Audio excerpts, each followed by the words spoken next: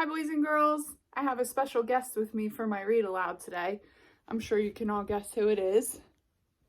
There's Jax. Jax, for those of you who don't know, is an Old English sheepdog, and he is joining us for our read aloud today because we are going to read Sheepdog, Sheep, Sheep. And sheepdogs are a herding breed, and they were used on farms to herd the sheep and help to keep an eye on them so that they were safe from other animals that may want to get a little too close to them. So we're going to read Sheepdog, Sheep, Sheep by Barclay.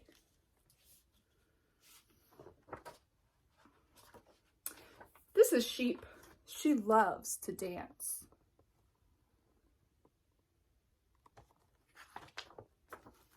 She knows all kinds of fancy dances. The mud puddle dance, the get the spider off me dance, and of course, the pee-pee dance. Dancing makes her very happy, and when she's happy, she closes her eyes. And when she closes her eyes, she bumps into things, usually trees. But one day, she bumped into something that wasn't a tree. It was a someone, a very hairy someone. "Holy begonia," she said. "Who are you?" "I'm the sheepdog," the someone replied. "I watch the sheep." "Well, I'm a sheep. I watch sheep too. Everyone knows I'm an expert at watching sheep." "I don't see how you can be much of a sheep watcher with all that hair in your eyes." "But I can fix that for you. Be right back." She skipped off toward the farmhouse. Just then, Sheepdog spotted an eagle overhead. It was looking at sheep like a mouse looks at cheese.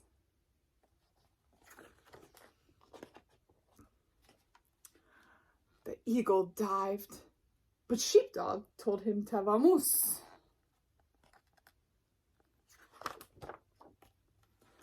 Sheep found Sheepdog waiting for her outside the farmhouse. She tied his hair into a pretty bow. "Now you'll be able to see the sheep," she said. "Except you're still missing something very important. Be right back." Sheepdog looked around. It was true. He could see a little better with his hair pulled up. There was the shed and the apple tree and the coyote. "Coyote?"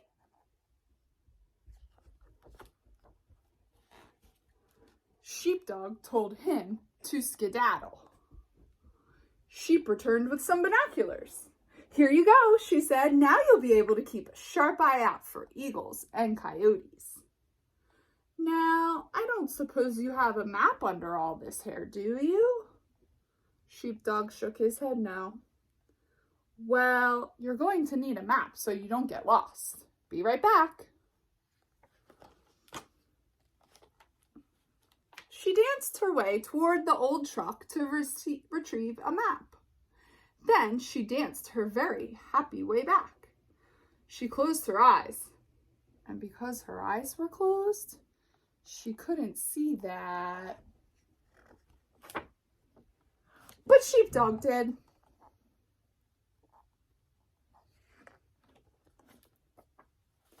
Sheep kept on dancing. She had some extra fancy moves. Like most of Sheep's dances, this one ended with a bump on the head. But she had meant to do that.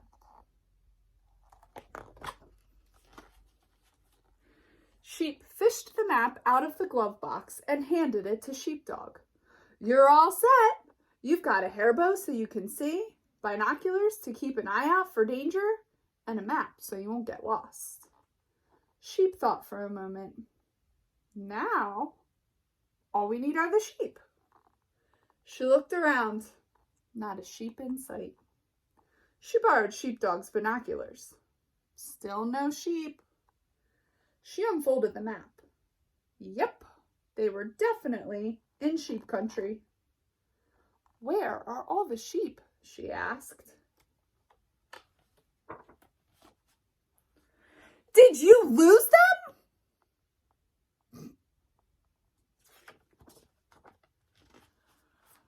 "You're the only sheep," Sheepdog said. Sheep sat down and thought about being only a sheep and not a sheep. And when she thought, she got very still. And when she got still, she got very quiet. Thinking could do that. Finally, Sheepdog spoke. "Maybe you're not a sheep. Maybe you're a dog sheep. And your job is to watch the dog." After a moment, Sheep replied, "Well, of course, I'm a dog sheep." "Everyone knows I'm an expert at watching dogs."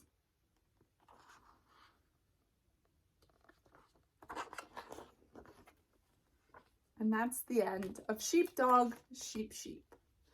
I hope you enjoyed this book by Eric Barclay. Miss Merritt in her class had introduced me to this book. And I think it's such a sweet story about two unlikely friends who look out for each other. Hopefully I'll be back to read you another story soon. Bye.